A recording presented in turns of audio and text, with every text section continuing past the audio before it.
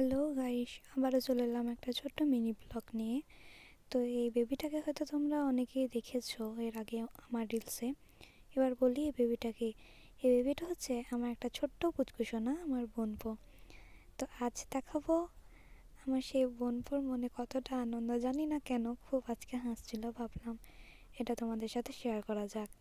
দেখো একবার হাসিটা, এত কিউট, মানে কি বলবো, বলে বোঝানোর মতো না।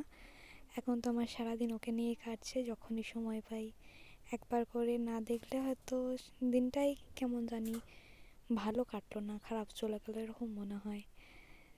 খুব খুব এনজয় করছি এখন, এবং মনটাও খারাপ হচ্ছে যত দিন যাচ্ছে, কারণ আর কিছুদিনই মাত্র বোনপো রয়েছে।